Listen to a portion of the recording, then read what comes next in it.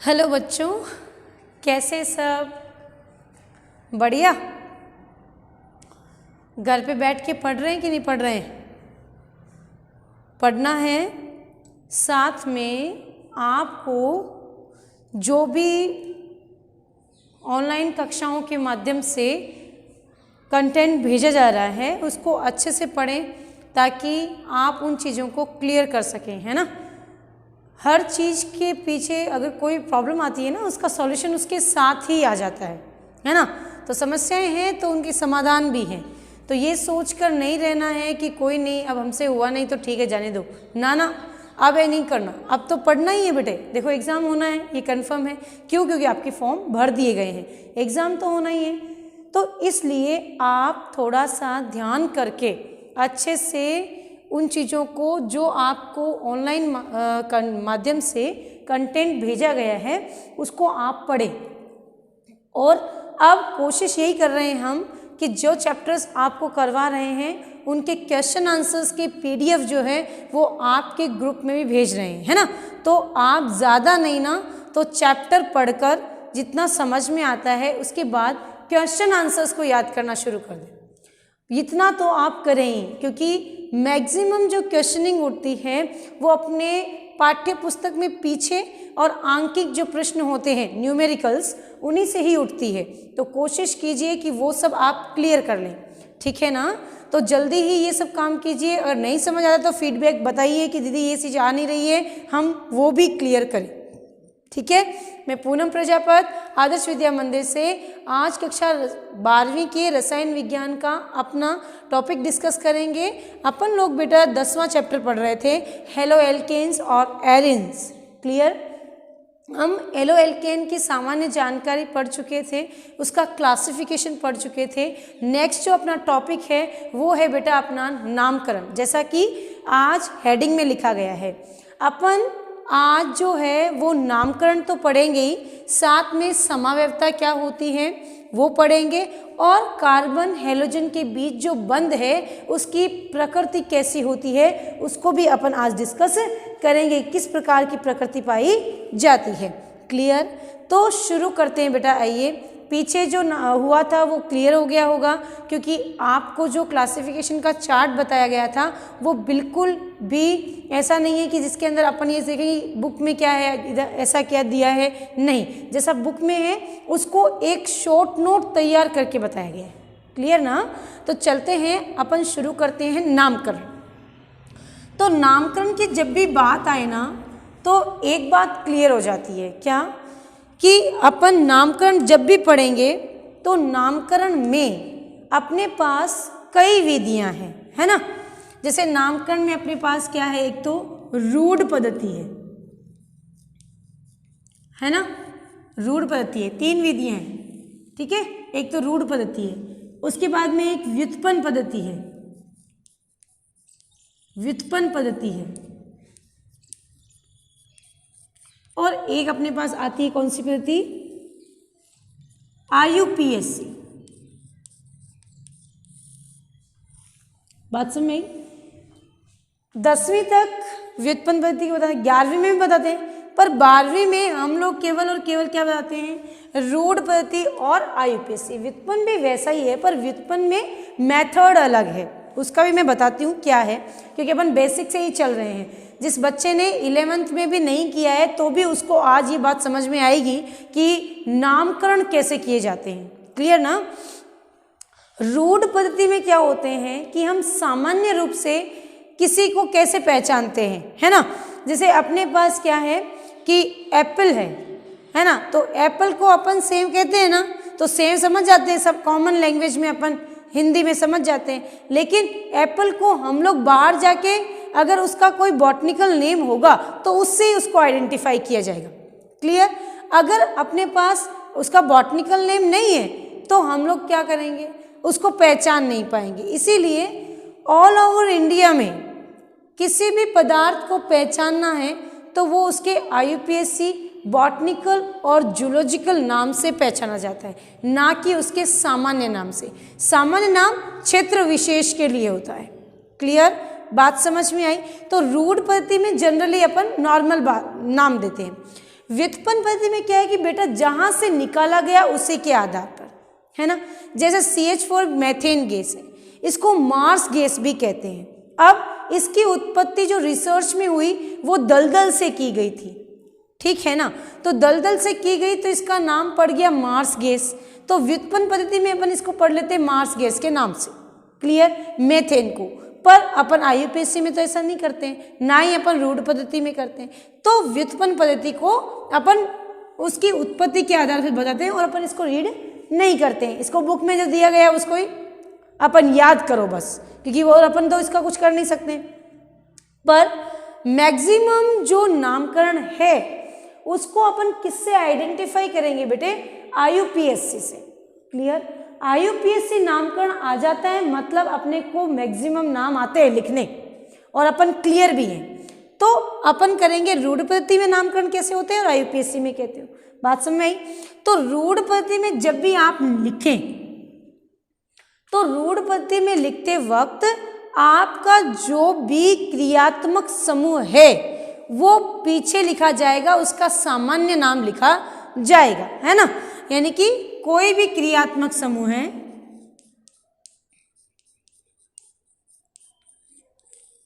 क्रियात्मक समूह, समूह तो 11 में पढ़ के आए हो ना, एल्डिहाइड, कीटोन, CHO, OH, इन सबको कहाँ पढ़कर आए हैं आप? 11th में पढ़कर आए हैं ना। तो ये सब कार्बोक्सिलिक अम्ल, ये जो नाम मैं ले रही हूँ ना, ये सामान्य नाम है। इसके अनुलग्न पूर्व लग्न नहीं बता रही हूँ। आपने एक 12वें चैप्टर में 13वें चैप्टर में उनके क्या पढ़े थे, नामकरण की एक सारणी पढ़ी थी 11th के अंदर। उस सारणी में अपने को अनुलग्न व पूर्व लग्न बताए गए थे, है ना। तो वो यूज हम कहाँ करेंगे? IUPAC में। यहाँ ऐसा कुछ नहीं करना है, ठीक है ना। यहाँ अपने को क्रियात्मक समूह दे दिया तो क्रियात्मक समूह का सामान्य नाम, सामान्य नाम, ठीक है ना। फॉर एग्जाम्पल अपने पास CH3, CH2 और दे दिया Cl, ठीक है। आप सब जानते हैं जितने कार्बन होते हैं हम उसके अनुसार उसका क्रमांकन करते, यानी 2 कार्बन तो क्या हुआ? मेथेन, क्या बोलेंगे, सॉरी एथेन, एथ लिख दिया। 3 है तो प्रोप, 4 है तो ब्यूट, 5 है तो पेंट, 6 तो हेक्स, कंटिन्यू चलते रहेंगे ना। तो अपने पास जो 2 कार्बन हैं तो अपन क्या करेंगे? नाम लिखेंगे एथ, सही है। अब एथ, जब भी आप कार्बन की संयोजकता को चेक करें तो इनमें चारों कार्बन की संयोजकता पर हाइड्रोजन है तब तो कोई दिक्कत नहीं है। लेकिन रूढ़ पद्धति में जब भी आप किसी भी कार्बन को चेक करेंगे तो उसके कार्बन की संख्या के पीछे हमेशा क्या लगाएंगे? इल। क्या लगाएंगे बेटे? हमेशा क्या लगाएंगे? अनुलग्न, पीछे की तरफ इल लगा दिया और उसके बाद उसकी संख्या देख लेते हैं। एक कार्बन है तो मेथ, पीछे लग गया इल, दैट इज मेथिल। समझ आ गया होगा, है ना। और उसके बाद में लास्ट में क्या लिख देते हैं? फंक्शनल ग्रुप का सामान्य नाम। समझ में आया? यानी रूढ़ पद्धति में आप नामकरण कैसे करेंगे? कार्बन की संख्या प्लस इल प्लस क्रियात्मक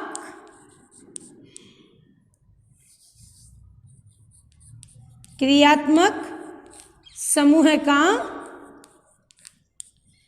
नाम। नाम कैसा?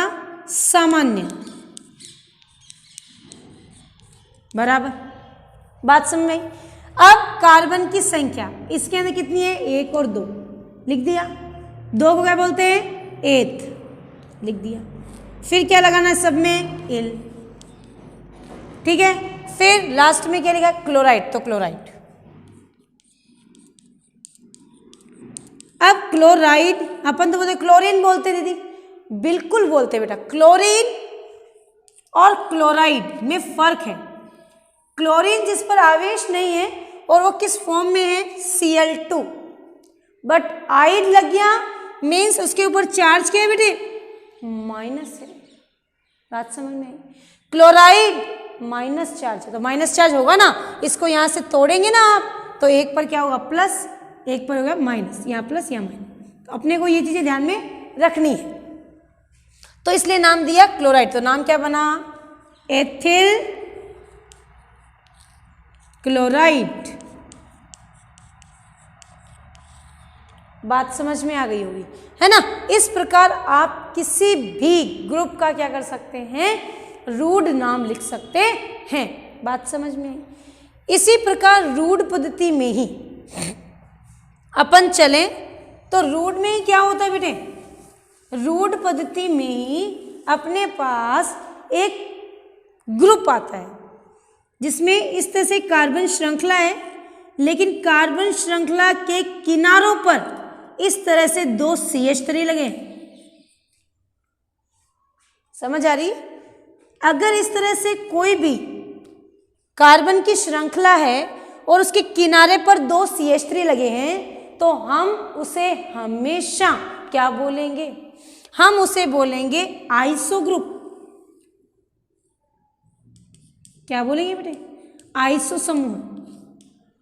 आइसो के अंदर जो कार्बन है वो सब काउंटेबल है, 1 2, अब आइसो में 2 है ना, तो दोनों काउंट है, 3 4 और 1 5। टोटल कार्बन काउंटेबल है। नॉर्मली तो क्या होता है, ऐसे ग्रुप में शाखित हो जाते हैं, तो शाखाओं को अपन क्या मान लेते हैं, प्रतिस्थापी। लेकिन रूढ़ में ऐसा नहीं है, उसको अपन ग्रुप का नाम क्या दे देंगे, डायरेक्टली आइसो समूह। आया, तो ये क्या है, आइसो पेंटिल क्लोराइड। समझ में आया ना, आइसो, फिर पेंट, फिर इल, फिर क्लोराइड, है ना, क्लोराइड। तो नाम क्या बना, आइसो पेंटिल क्लोराइड। बात समझ में आ गई, क्लियर हुआ। ऐसे ही एक ग्रुप और आता है जिसमें कार्बन की 3 संयोजकताएं किससे संतुलित है, CH3 से। तो अपन उसको क्या बोलते हैं, तीनों ग्रुप में 3 आ गया। अपन इस तरह होते क्या बोल देते हैं, नियो। क्या बोल देते हैं, नियो। उसमें अलग बोलेंगे, यहां क्या बोलेंगे बेटे, नियो। समझ में आया। अब CH3 CH2 Cl, neo pentyl chloride. 1 2 3 4 और 1 5, नियो पेंटिल क्लोराइड। बात समझ में आ गई। नियो शब्द का यूज हम करते हैं। तो इस प्रकार अपन क्या कर सकते हैं, रूढ़ पद्धति में नामकरण कर सकते हैं। अब चलते हैं अपन कौन सा फॉर्म लेते हैं, अपना IUPAC फॉर्म। आप इसका स्क्रीनशॉट ले लें ताकि आप इनको इसी तरह से लिख सकें।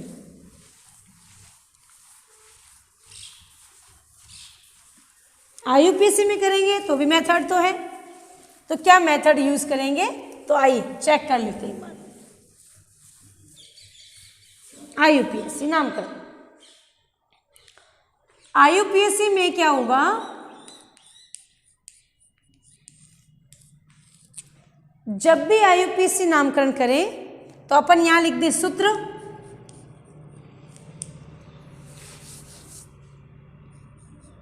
पूर्व लग्न या अनुलग्न, जो पहले लगते हैं और कुछ में बाद में लगते हैं। पूर्व लग्न के लिए अपने पास कुछ समूह हैं, जैसे कि हेलोजन जितने भी हैं उनके हमेशा क्या लगते हैं, पूर्व पूर्व लग्न लगते हैं। बात समझ में?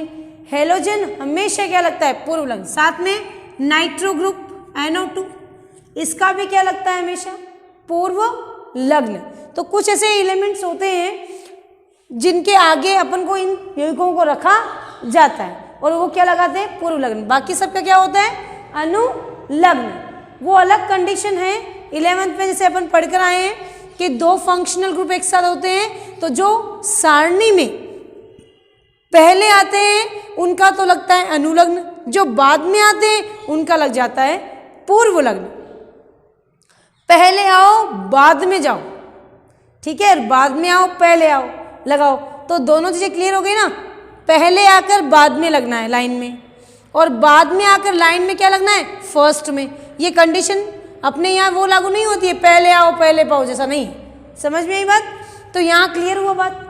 तो पूर्व लग्न और अनुलग्न की कंडीशन समझ में आई। अब अपने पास क्या है कि जब भी अपन कोई IUPAC नाम करते हैं तो वही अपने पास एक लंबी श्रृंखला का अपन क्या करते हैं? चयन करते हैं। तो पहला कंपाउंड ये हो गया। जहां फंक्शनल ग्रुप जुड़ा है उसको कम से कम अंक 2, तो 1 और 2 दे दिए। सूत्र जब आप लगाएंगे तो उस समय अपन क्या करेंगे? जो कार्बन की संख्या है कितनी है? 2, तो 2 क्या लिखते हैं? 2 के लिए 8। अब देखो इनके बंध बीच में कैसा बंध है? सबके बीच एकल बंध, तो एकल बंध के लिए क्या लगता है? एन लिख दिया। अब यहां पे क्या है? क्लोरो। हेलोजन्स के लिए क्या लगते हैं? पूर्व लग्न, तो पूर्व में लगाओ क्या? क्लोरो। ये लो यहां रख देते हैं क्लोरो। बात समझ आई? नाम क्या बना? Chloro ethane. Chloro ethane. बात समझ आई? ऐसे ही अपने पास दूसरा कंपाउंड है CH3 CH CH3 CH2Cl, है ना? क्योंकि अपन हेलो एरेंज वो एल्केन की तो बात कर रहे हैं। तो अब इसमें क्या होगा? 1 2 3 लंबी श्रृंखला, 1 2 3, पर एक तो रहेगा, उसको आप श्रृंखला में काउंट नहीं कर सकते। जो श्रृंखला में काउंट नहीं होते हैं वो हमेशा प्रतिस्थापी कहलाते हैं। क्या कहलाते हैं? प्रतिस्थापी। और प्रतिस्थापी जो भी होंगे वो हमेशा पूर्व लग्न के रूप में लिखे जाएंगे। हमेशा प्रतिस्थापी पूर्व लग्न के रूप में लिखे जाएंगे, और पूर्व लग्न में लिखकर हम क्या करेंगे? उसको आगे की तरफ छोड़ देंगे। बात समझ में आ गई होगी, है ना? ये हो गया प्रतिस्थापी पूर्व लग्न। क्लियर? अब अपने पास ऐसा सिस्टम है कि अपन इसका नामकरण तो कर चुके थे। कितने कार्बन है अपने पास? 3। क्या नाम है? Prop plus. अपने पास क्या है? जगह छोड़ के लिखो। 3 कार्बन, प्रोप, कैसा बंध? 1, क्या लगाएंगे? एन। अब आओ बेटे आगे। प्रतिस्थापी मेथेन, एम से अल्फाबेटिकली शुरू करो, और क्लोरो C। ठीक है, अल्फाबेट दोनों ही पूर्व लग्न है, लेकिन अल्फाबेटिकली ये C से शुरू होता है और ये M से। तो क्या करेंगे? C वाले को पहले लिखो 1, और संख्या भी अंकित करो कहां पे जुड़ा हुआ है? 1 क्लोरो, फिर उसके बाद 2 मेथिल। समझ आई? दोनों को पूर्व लग्न में लगा दिया ना, अल्फाबेटिकली अरेंज कर दिया। नाम क्या बना? 1 क्लोरो 2 मेथिल, क्या? प्रोपेन। बात समझ में आ गई होगी? क्लियर? ये था आपका IUPAC नामकरण। यदि अपन ऐसा करें कि अपने पास कोई ग्रुप हो, स्क्रीनशॉट ले लेना इनका, देखो, ताकि आप बराबर इसको समझ सकें। अब मैं इसको हटा रही हूं। अब अपने पास ऐसा है कि अपने पास CH3 C, इधर भी CH3 CH और Cl। फंक्शनल ग्रुप से जुड़ा हुआ कार्बन अन्य 2 कार्बन से जुड़ा है। इसका मतलब ये कितने डिग्री है? 2 डिग्री। तो इसे अपन क्या बोलेंगे, द्वितीयक क्लोराइड। समझ आए, द्वितीयक है ये। अब द्वितीयक में क्या बोलते हैं, कितने कार्बन, 3, द्वितीयक प्रोपिल क्लोराइड। ये तो क्या, कौन सा नाम इसका, रूड नाम। बात समझ। आईयूपीएसी में क्या बोलेंगे, कितना डिग्री, 2 डिग्री हो भले ही, अपन तो आईयूपीएसी में क्या करते हैं, क्या बोलेंगे, 2 मेथिल क्या 2 क्लोरोप्रोपेन। बात समझ में आई। ऐसे अपन रूड में तृतीयक भी लगा सकते हैं, लेकिन आईयूपीएसी में तृतीयक नहीं चलता। वहां पर तो क्या है, 1 2 3 क्रमांकन के हिसाब से ही काम किया जाता है। बात समझ में आ गई, क्लियर हो गई होगी। तो इस प्रकार अपन 2 डिग्री 3 डिग्री ये किस में बता सकते हैं बेटे, अपन बता सकते हैं रूड पद्धति में, पर यहाँ पर नहीं। ये मैंने इसीलिए बताया आप कंफ्यूज ना हो आगे। क्लियर। अब चलते हैं अपन अगला टॉपिक अपना समावेयता। तो आप ये क्लियर हो गया है, आईयूपीएसी नाम आपके क्लियर हो गए हैं। ऐसे कई नाम हैं जो अपन कर सकते हैं, मेथिल क्लोराइड, एथिल क्लोराइड, ये तो रूड नाम, और क्लोरोएथेन, क्लोरोमेथेन, ये सब क्या है आपके आईयूपीएसी नामकरण, जो कि अपन 11वीं में तो पढ़ के आते हैं, पर 12वीं में भी जरूर होते हैं। अब चलते हैं समाव्यवता। समाव्यवता, समाव्यवता का मतलब क्या है, समाव्यवता को किस प्रकार समझ सकते हैं। समाव्यवता का अर्थ है कि कोई भी अपने पास यौगिक है, उस यौगिक में क्या करना, उस यौगिक का जो अपने पास अणुसूत्र है वो तो समान होगा, लेकिन उसका रासायनिक, उसकी संरचनाएं जो हैं वो बदल जाती है। तो अपने पास समाव्यवता की परिभाषा क्या हुई, यहां पर इसके प्रकार पढ़ेंगे और यहां इसकी परिभाषा। ठीक है, तो देखो परिभाषा क्या होती है, ऐसे यौगिक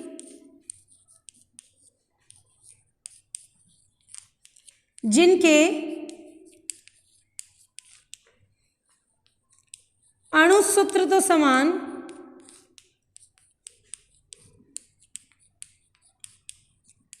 परंतु संरचनाएं भिन्न भिन्न हो, क्या कहलाते हैं, परस्पर समावेवी, संरचनात्मक समावेवी कहलाते हैं। समावेवी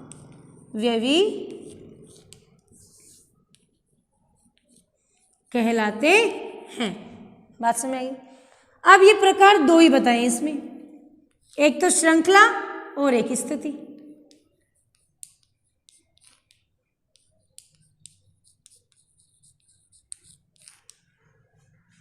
और स्थिति समावेवी।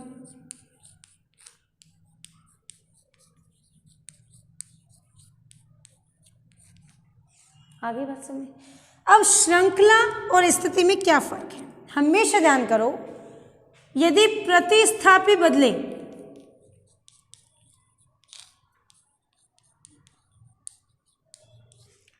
तब तो है श्रृंखला, यदि क्रियात्मक समूह की बदले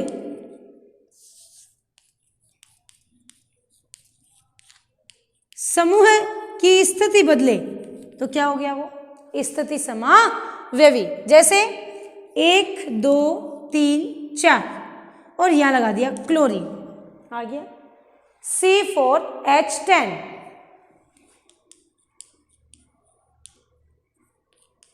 आगे बात समझिए। इसमें अपन यदि कोई फंक्शनल ग्रुप जोड़ दें तो अपने पास ये आ गया। फिर दूसरे में देखो, यहां पर भी क्लोरीन 1 नंबर पर भी है, यहां पर भी 1 पर ही है। बदला क्या, कार्बन अपनी स्थिति से हटकर क्या हो गया, शाखित। अब ये श्रृंखला में नहीं है, पर यहां तो श्रृंखला में था ना, तो ऐसी स्थिति में तो क्या होता है, श्रृंखला समावेवी। लेकिन स्थिति में हो गया, क्या हो गया, 1 2 3 4 और ये Cl। लेकिन यदि 1 2 3 4 और यहां पर Cl लगा दिया तो ये क्या हो गया, पहले 1 नंबर पे था, अब कितने नंबर पर आ गया, 2 नंबर पर। बात समझ में आई, 2 पर ही तो आया। देखो आपको लग रहा है 3 पर, नहीं, यहां पे लगाओ, 1 2 3 4। क्रमांकन वहां से करो जहां से कम 1 2 3 4। ठीक, इसको मैं ऐसे लिखूं 1 2 3 4 और यहां CL लगा दो। क्रमांकन उस छोर से करो कि क्रियात्मक समूह कम से कम अंक 1 और 2, वही स्थिति है सेम। तो इस प्रकार होता है तो वो है स्थिति समावेवी, और इस प्रकार से बनते हैं वो क्या होते हैं, श्रृंखला समावेवी के रूप से जाने जाते हैं। तो ये आपका 2 टॉपिक हो गए, तो नामकरण क्लियर हो गया, एक समावेयता। नेक्स्ट वीडियो में अपन कार्बन हेलोजन बंध के बारे में डिस्कस करेंगे कि वो किस तरह से बंध पाया जाता है और अपन उसको किस तरह से देख सकते हैं, उसको रिप्रेजेंट कर सकते हैं। तब तक आप इसका स्क्रीनशॉट लीजिए, इसकी परिभाषा लिखिए और अच्छे से नोट्स को तैयार कीजिए। Thank you.